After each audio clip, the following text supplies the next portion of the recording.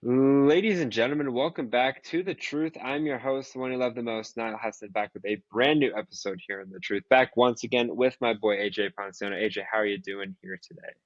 I'm doing great now. How about yourself? I'm doing great as well. We recently just wrapped up the wide receiver show, and now we're going to be doing the tight end show. We're going to give you guys our six total, three each, tight end bust and sleepers for the upcoming fantasy football season. Tight end's a weird position. I mean, there's not a lot to choose from. It's like kickers, right? You basically got one tight end at each position for each team. Yeah, there's more than one tight end. I understand that, but as far as playing, unless you're the Bills or maybe the Ravens or somebody, a lot of it's just a one tight end focus, and some tight ends have great situations, some have terrible situations. So we're going to give you guys each our three busts and our three sleepers going into this fantasy football season. So without further ado, AJ, go ahead and give me your first tight end bust. So my first tight end is going to be Evan Engram. I just don't expect him to do what he did last year. I mean, he had almost 1,000 yards, which is 200 more than what he had in his career high before that. Four touchdowns, not a big touchdown guy, but he never really has been in his career. His career high was six his rookie year uh, with the Giants. But the big thing with him is 114 receptions last year on 143 targets. He's not going to get 143 targets again. I'm sorry. Uh, I get it. They're losing guy Calvin Ridley, who is, I believe, the wide receiver one there. Or stat wise, he finished wide receiver as the wide receiver one. But Ingram hasn't come close to 114 receptions, and throughout his entire career. I mean, his next high is 73. Is 100. No, it is 73. Sorry. Outside of that, he's had mainly 40s, 3 years of 40 receptions, 1 year of 60. He's been right around that 600 to 700 yard guy. I don't expect him to have over 100 receptions and almost 1,000 yards again, especially where he's being drafted. I get he's not the top three there, and like Laporta, and Kelsey, and he's not within that group. But I just don't expect him to do that. I love Brian Thomas Jr. I think that as a rookie, he's going to have a big impact there. With Trevor Lawrence, and also another guy I like is Christian Kirk. I think he was very underutilized. I think he was also injured a little bit last year, and he really wasn't used that much.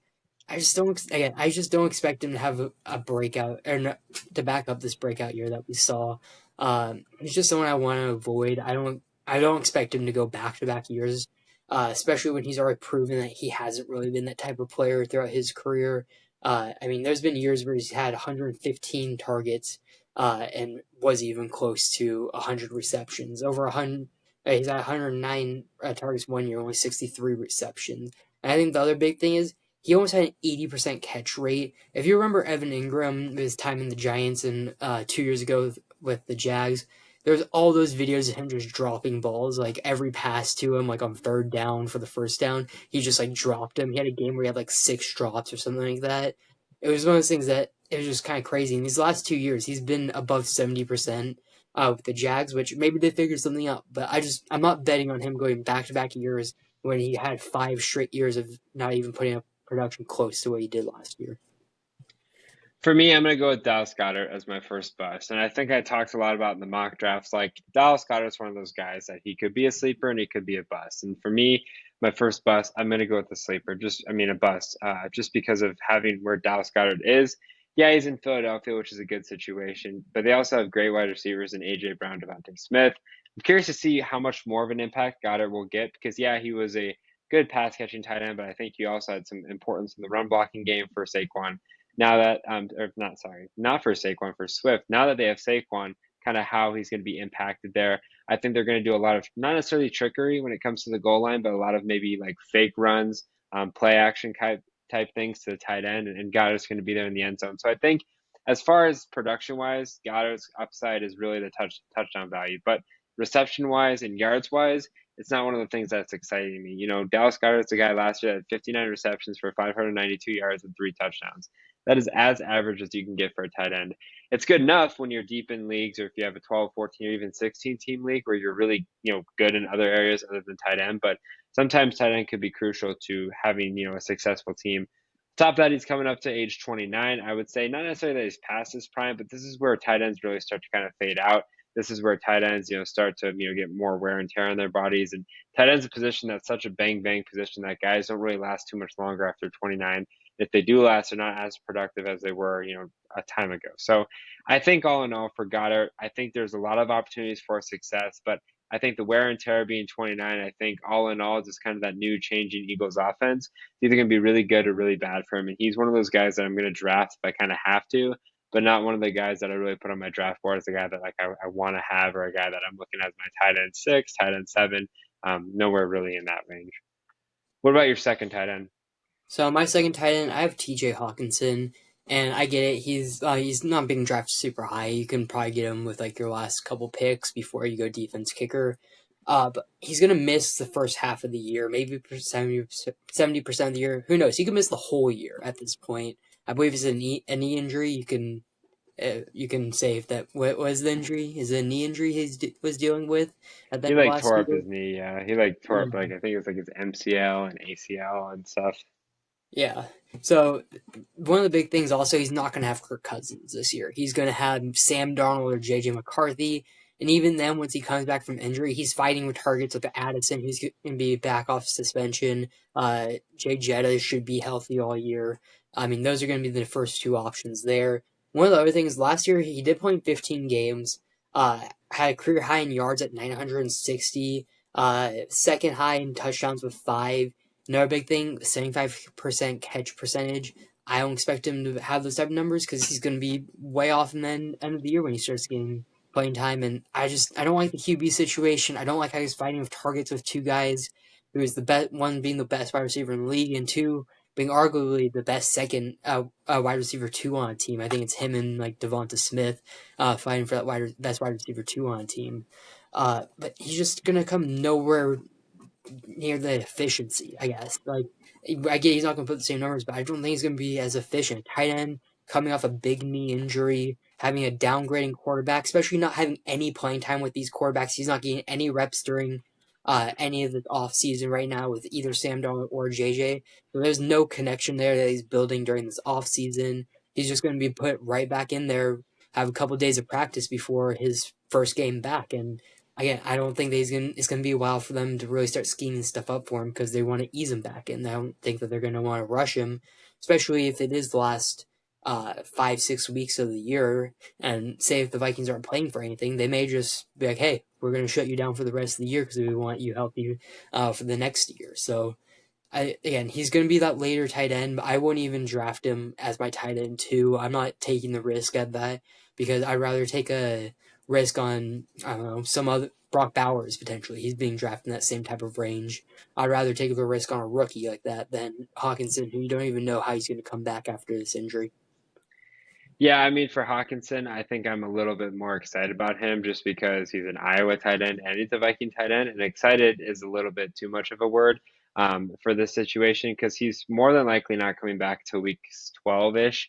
If he is coming back at all, that's if the Vikings are competing or whatever. But he did mess up his knee pretty bad. I'm only drafting Hockenson if I'm comfortable with the tight end that I have, like a Kelsey or an Andrews or a Laporta, or if I have a tight end that's bye week is later in the year. I would draft Hockenson because Hockenson, when healthy, is a top 5, top 3 tight end, but he's just not healthy, and he probably won't be fully healthy this year. But that's again, if he comes back, earlier than expected or comes back on time, you could end up trading, your big time tight end or him for some value as well. So a lot of risk, a lot of reward, but a guy coming back from injury typically doesn't have that much of a success. So I am leaning towards bust more. I just have a little bit some partial because I'm a Hawkeye fan and a Vikings fan, but yeah, it's just a tough situation, and you're going to be competing for targets with Justin Jefferson. At the moment, Addison, but with potential suspension. There's been trade rumors. You don't really know. It's just one of the situations you want to avoid as much as possible. For me, my second bust is Pat Friermuth. It's hard to believe that he's only 25. I feel like he's like 30 just because he looks like he's 30, but he is 25. He's entering his fourth season in the NFL. He really hasn't had a breakout year, in my opinion. Yeah, his rookie year had 7 touchdowns, 60 receptions, and 497 yards, but since then it's been terrible. Yeah, he played in only 12 games last year, 32 receptions for 308 yards and 2 touchdowns. But he's now going into a very difficult situation with Arthur Smith as his offensive coordinator. And we all know what he did to Kyle Pitts, who is one of the best tight ends prospects coming out of the entire draft in recent memory. Um, that was a difficult situation. Now, it's one of those things that it's like almost so insanely like against him that he might actually have success with Arthur Smith because Arthur Smith is just so dumb. But I'm not taking that risk whatsoever. I'm fine, resting assured, and I would die easy knowing that I avoided Pat Friermuth and he ended up being a top 5 tight end other than drafting him and, questioning my life choices why I drafted Pat Friermuth because yeah, in Pittsburgh, it's weird too with having Russell Wilson in for a year, maybe Justin Fields. You got a good running game. You expect more tight end involvement. It just hasn't been the case. And so, yeah, it's just a lose lose situation for me. In the 5% chance that he breaks out, I'll be more than happy knowing that I didn't draft him. But I think there's just too much against him for him to have a successful year, at least this year. Okay, and then your final bust. So my final bust, I'm just going with the two rookie tight ends from last year for the Packers and Tucker Kraft and Luke Musgrave. They basically had the exact same numbers. The only difference is really a touchdown difference. Kraft had 2 touchdowns. Musgrave had 1 touchdown. Kraft had 31 receptions, 355 yards. Musgrave 34 receptions, 352 yards. I mean, they were the exact same stats of basically at the end of the day. I think it's literally just the touchdown difference there between those two. And I'm avoiding both of them. I get it that maybe one can break out, two rookie tight ends. We probably didn't see exactly what we want or what the potential was there. But there's other wide receivers there. Jaden Reed, Christian Watson is going to take away a lot of targets there if he's healthy. Dontavius Wicks has been taking first team reps.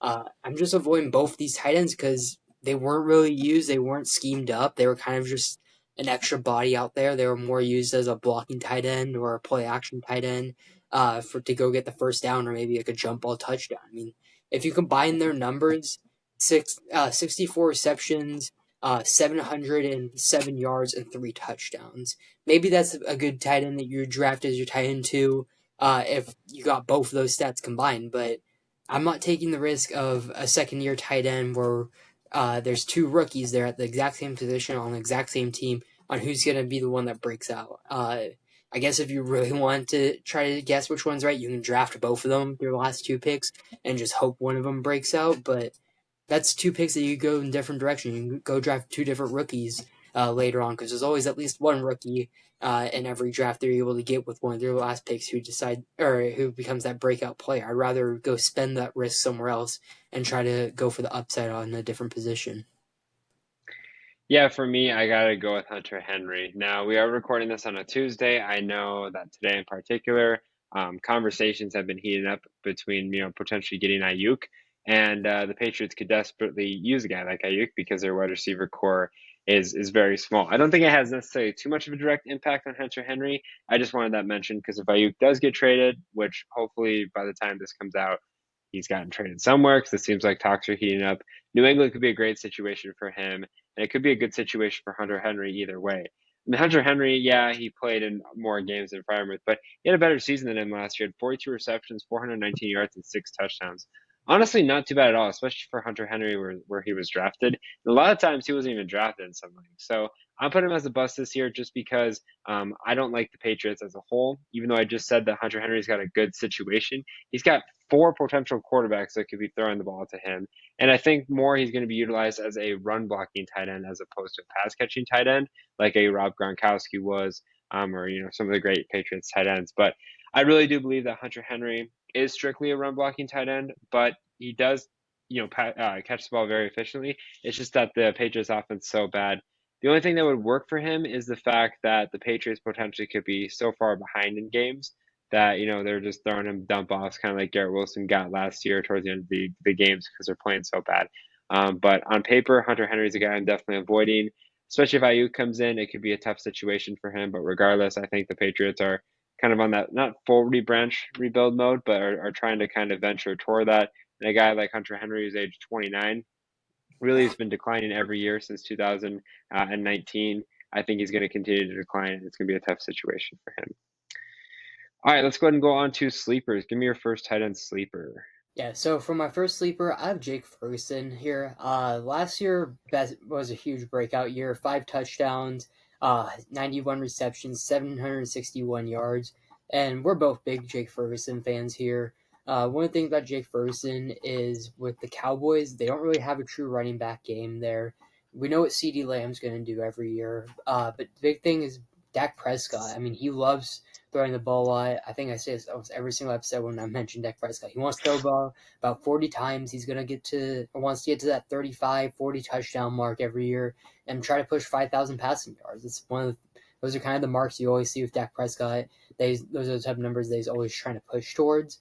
And Ferguson's going to be a big part of that. I mean, outside of CeeDee Lamb, the only other guy who's going to take away targets potentially or have target share there is going to be someone like Brandon Cooks. And Brandon Cooks has been a good wide receiver too there, but he really hasn't been scoring a whole lot. He hasn't been a big touchdown guy down the middle. And we saw a couple of years ago of Dalton Schultz when Schultz had that really good connection with Dak. He was a big touchdown guy, a big red zone guy for Dak, and kind of that safety blanket that Dak always looks for. And I think that's what Ferguson's going to do. I think he can take another step forward. I think that the yards may stay right around the same 700 to 800, but I can see the touchdowns being moved up from 5 to almost double digits there once they get to that red zone. Yeah, for me, my first tight end's gonna be Dalton Kinkaid. And I really think that if you don't have Dalton Kinkaid on your list, you're silly. I mean, Dalton Kinkaid had a great season last year as a rookie. 73 receptions, 673 yards, just the 2 touchdowns, but still 73 receptions for a rookie tight end. I'm taking that any day of the week. The touchdowns will come, especially this season now that Stephon Diggs is gone. You bring in a couple other options at the wide receiver position, but you lose Gabe Davis, Stephon Diggs, two guys that took a lot of touchdowns. Now you got Dalton Kincaid and Dawson Knox, so I think you could argue could be a sleeper as well. I would never draft Dalton Kincaid and Dawson Knox both the same, but Dawson Knox is one of those guys that could kind of silently make his way through the ranks, who was once a tight end one. Kincaid's got that potential for sure. Kincaid's a guy that's drafted in about the 6th round, which is probably where you should be drafting him. But he's got a tremendous upside. He could be kind of like a next Travis Kelce in the fact that he gets 100 plus receptions a season, over 1,000 yards, over 10 touchdowns. Like, can be one of the better tight ends in football just because of the connection that he'll be able to establish with Josh Allen. Just because he'll get a lot more catches and a lot more volume. And all in all, I mean, this is the guy that I'm hammering as much as I can. Yeah, the wide receivers are going to take some receptions away, but I mean, Dalton Kincaid showed a lot last year, and that was with Stephon Diggs, and that was maybe partially why they ended up moving on from Diggs and going a different route, and get some other maybe like low budget receivers, even though that might not be appropriate to say, but really great high efficient tight end play in Kincaid and Dawson Knox. Okay, your second sleeper. So my second sleeper is going to be a rookie, and it's going to be Brock Bowers. Bowers, you can get with one of your last picks as your tight end too. And last year, I mean, he was really efficient. In only 10 games, 714 yards, 6 touchdowns. I mean, if you look at his other numbers at Georgia's first 2 years, both played in 15 games, 882 receiving yards, 13 touchdowns, 142 yards, 7 touchdowns. That was his sophomore year. And also on the ground, he had rushing potential. I mean, it's kind of weird. He had over 100 rushing yards and 3 rushing touchdowns his sophomore year at Georgia. He also had a rushing touchdown just last year in his junior year before he was injured, and also a rushing touchdown his freshman year. I don't expect him to get rushing attempts here. I mean, but with the Raiders, I get bad situation for the most part, but they're going to be playing behind in a lot of games, in my opinion. So that means they're going to be throwing a lot. I get they really like Zamir White on the ground. Devontae Adams is there. He's going to be a big part of that target share. But Michael Mayer, I don't know how much production he's really going to have. He was decent last year as a rookie at that offense, but no matter who's at quarterback, Aiden O'Connell or Gardner Minshew, I mean, they're both guys who will spread the ball out. They don't really have favorites for the most part. I think Devontae Adams is going to be any quarterback's favorite when he's on your roster. But outside of that, there's no wide receiver 2 in my opinion. I think it's Jacoby Myers is the wide receiver 2 there right now. Honestly, he could be back with the Patriots at this point. I don't know. But I'm not a big fan of Jacoby Myers at all. Brock Bowers, again, he's one of those guys you can get very late in your drafts. He's been he was one of the biggest, if not the biggest, tight end prospects in the draft these last few years. It's like him and Kyle Pitts are basically like 1 and 2 from the last like 5 to 6 years. He's going to be more that receiving tight end. I don't think they're going to use him as that blocking tight end. I think Michael Mayer is going to be more used as a blocking tight end, and they're just going to let Bowers kind of mix in from like a true tight end into like almost a slot wide receiver at times. So mine's gonna be Evan Engram, and I don't think I've ever put Evan Engram as a sleeper, but he definitely slept through the season last year. I mean, he was one of those guys that had 114 receptions for 963 yards and 4 touchdowns. If you would have said Evan Engram was going to do that last year, I think you'd be stupid. He is at that age 29 range, which I've said a lot throughout the show is like that cusp of like, okay, either finishing your prime or, starting to go on a downward path. But maybe Evan Engram is one of those guys that gets better with age. Now, he's not going to be phenomenally better. He was one of the fastest tight ends when he was with New York and still relatively fast with Jacksonville. But maybe because he had his best year yet last season, it's really going to propel him for at least one more, maybe two more seasons. And that's when he's going to start to fall off just because his body is positioned to be in the league for maybe a little bit extra longer time because he's utilized strictly in the passing game, not in the run blocking game, which wears and tears on that tight end position as a whole. But great numbers last season, great numbers. 114 receptions that I mentioned. I'm not going to go over them again. I think that's going to continue. Yeah, you bring in Brian Thomas Jr. out of the draft. You got a couple other guys like Gabe Davis, still got Christian Kirk.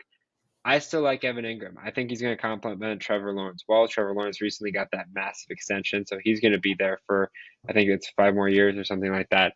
He's going to want to continue to develop that connection with Evan Engram, and a guy that a lot of people are kind of passing on just because of the past with Evan Engram, but I don't think there's any reason to pass on him. 114 receptions, even if he gets less than that, even a little bit, that's still 60, 70, 80 receptions a season, and you're going to get tremendous value from the tight end position there at Evan Engram. So this is the first year in a while that I'm really high on a guy like Evan Engram. Okay, and then your final sleeper. So my final sleeper, I have Kyle Pitts, and this is the first time I've had Kyle Pitts on any type of sleeper, or I'm actually willing to draft Kyle Pitts. Pitts' rookie year, over 1,000 yards, or a little over 1,000 yards, almost 70 receptions and a touchdown, was very promising. And in his second year, missed 7 games, had 356 yards, 2 touchdowns. This past year got a little bit better, played all 17 games there, 667 yards, 3 touchdowns. Now, a big thing is his touchdowns. I mean, he has not scored. In his first 3 years, he has 6 total touchdowns. It's been very up and down also. But I think the big thing is Arthur Smith isn't there anymore, and now he has a true quarterback. I mean, it was Mariota, Heineke, Desmond Ridder was his quarterbacks for the last 3 years, and just a rotation of those guys. Now, with having an actual quarterback there and Kirk Cousins, who loves throwing the ball, likes getting those passing yard stats, an actual offensive coordinator now that isn't Arthur Smith, who hates his main weapons for some reason, would rather give the ball to Russell Gage than Drake London or Kyle Pitts. I think that it's going to be take a huge step forward there. I mean, there's a lot of weapons there. I get it in Bijan, Drake London, and Kyle Pitts, but Kyle Pitts has been impressing a lot of people in camp from what I've heard so far. And he's, again, same with Brock Bowers, one of the best tight end prospects out of college that we've seen in a while. He put up numbers in Florida. I mean, just unbelievable numbers as a tight end. He's also been running a lot of plays in the slot. They've been lining him up at. They've taken him off the line and let him be more of that kind of slot hybrid, what we've seen with like Travis Kelce, where he's not blocking as much and can kind of be a little bit more free out there and be able to try to create for himself at once he gets the ball. I think that's going to be big for Kyle Pitts, especially when he's in that, I want to say, that third tier, end of that second tier wide or tight ends, where you're not trying to draft one of those top guys. You want to wait until round 6, 7 for your tight end. You want to wait a little bit longer because you want to solidify different positions. Kyle Pitts could be one of those guys that is the 6th, 7th tight or even 8th tight end off the board. And 8-team league, that's perfectly fine. 10-team league, you take it. Even 12, 14-team leagues, if you're able to keep on pushing off tight end, Kyle Pitts is still there. I wouldn't say I would wait as long as I can to draft Kyle Pitts, but just later you're able to keep on filling other positions, and Kyle Pitts keeps on falling, which he has been in a lot of our mock drafts that we've seen. His value just keeps on getting greater and greater every round that he falls. So mine's going to be Cole Kmet, and this could arguably be my biggest sleeper of the entire fantasy season. I mean, Cole Kmet right now is drafted as a 13th round player, which is kind of insane to think about. I understand, you bring in a couple of players like Adunze, you bring in Caleb Williams, it's not Justin Fields, but Cole Kmet, the last 2 seasons, has finished as a top 10 tight end. People just don't seem to be noticing that whatsoever, especially in a 12-team league. I don't really care about the tight end position. Like, I'm not caring about getting the Kelsey or an Andrews and Laporta. If I get them in the second or third round, great. But there's a lot of great value tight ends as you get later into the draft, and Cole Kmet's one of them. I mean, last season had 73 receptions for 719 yards and 7 touchdowns. He's had 13 touchdowns the past 2 seasons. The tight end position, that's huge. He also comes from not tight end U, because that's Iowa, but maybe tight end U junior in Notre Dame. I mean, they produce some great tight ends, and he knows how to run block, he knows how to pass catch, he knows how to do it all. And Caleb Williams is going to be looking for a reliable option like Cole Kmet, on top of obviously looking for DJ Moore, Adunze, maybe Keenan Allen. He's going to look for a sure-studded tight end, especially when you get to the red zone, and that's where Cole Kmet shines in. So honestly, for him being drafted in the 13th round, I think it's a travesty. It gives me some optimism because I'm like, okay, well then I can wait for my tight end. I can wait for a guy like Cole Kmet. I can wait for a guy like not necessarily Kinkaid, but Evan Engram, guys that people aren't talking about. When in reality, they're going to finish higher than a lot of the guys that are drafted ahead of them. So I think it's an absolute win-win situation, especially if you get him as your backup tight end. You're in a great position. But even though there's a couple other options to throw the ball to, I still think Caleb Williams as a rookie is going to be trusting some sure-studded players, and Cole Kmet's one of them who can definitely be a top 10 tight end once again for the third straight season. Thank you guys for listening to another episode of The Truth. I hope you guys did enjoy it. If you guys did, make sure you follow The Truth on Twitter at The Truth as one to stay up to date with the latest information regarding The Truth, including podcast dates, podcast uploads, and other important information you don't want to miss. Make sure you guys also follow The Truth on Instagram and TikTok at the.tt.truth. Are you looking to find a drink that offers peak hydration, raises your energy levels, and keeps your mind sharp to focus and memory? Look no further than Acid Rainwater. I'm excited to partner with Bloodline Sports AZ and Acid Rainwater, which focuses on peak hydration and productivity while also maintaining an ecosystem-friendly product. Use code HESSON15, that's HESSON15 for 15% off every purchase. As always, I'm your host, the one you love the most, Niall Hesson, joined once again by AJ Ponciano. Take care and good night.